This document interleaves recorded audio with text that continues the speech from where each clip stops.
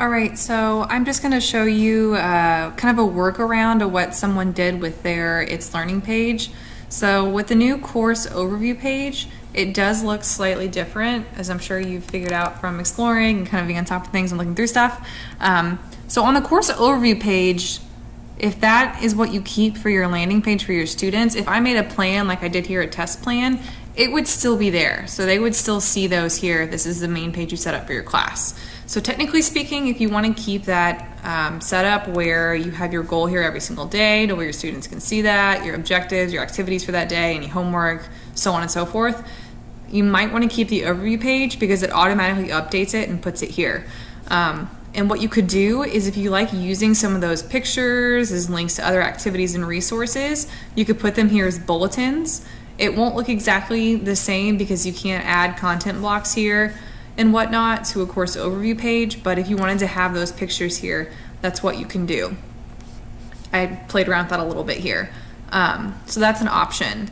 If you want to use a page as the landing page or the start page for your class, like one of those content-rich pages, you cannot add something that will automatically populate that plan every single day.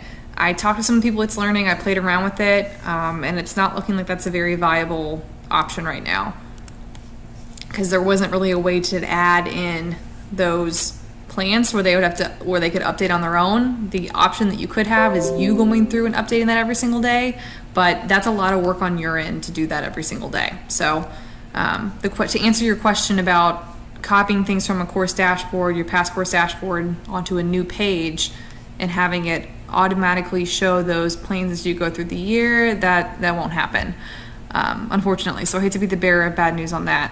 But the other option, kind of the workaround for the question that you asked, might be to go through and use this course overview page and add pictures as you like. The only thing I'm going to warn you though, and It's Learning has been aware that this is not something people are really a big fan of, and they're working to possibly update that in the future, is whenever you have a plan for your students or tasks that you've set up for them, it makes this long list here. So it might be a little intimidating for some kids, or that maybe those who don't usually see all of this. These are all steps in a learning path I made to show my students. That's why it looks like so many. But that will show up for your students. If you want to see an option if another teacher set up her course, Lisa Haynes set hers up, and she set it up in a way that used some of those pictures but also could use plans as well. And I'm going to show you her page. So rather than set up a page is her landing page for her students, she's using this course overview page. So what she did is she copied over pictures and text that she had on her old course dashboard here. So if I would go back and look at her course dashboards from years past, she still wanted to have some of the same features here. She added the same text, pictures and stuff. They're just listed as bulletins. So if you scroll down that page, you see class page, you see descriptions, you still see some of those elements that she would have had on a course dashboard here on this overview page.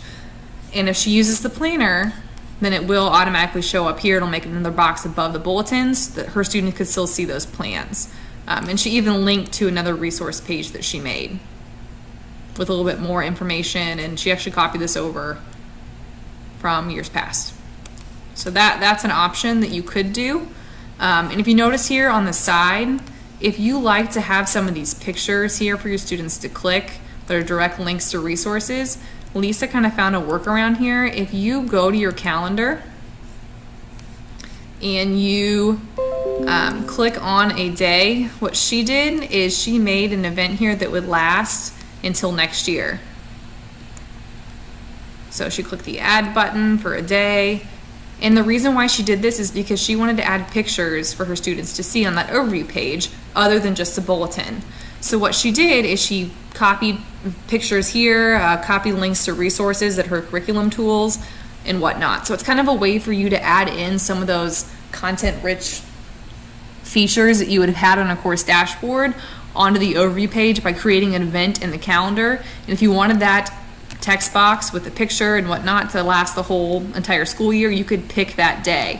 My only warning on that though, and I figured this out through playing around with it, what Lisa did is great, but if she had a bunch of tasks for her students to do meeting assignments on It's Learning. Right now she doesn't have any. If she had a lot, and all of these pictures here, these awesome pictures that if I click on them, it takes me to that resource, takes me to Wonders and Go Math. If she had a lot of tasks, those would all be pushed down. If you remember my page, my start stuff was way down here. That's what it would look like on here. So her stuff would be pushed down.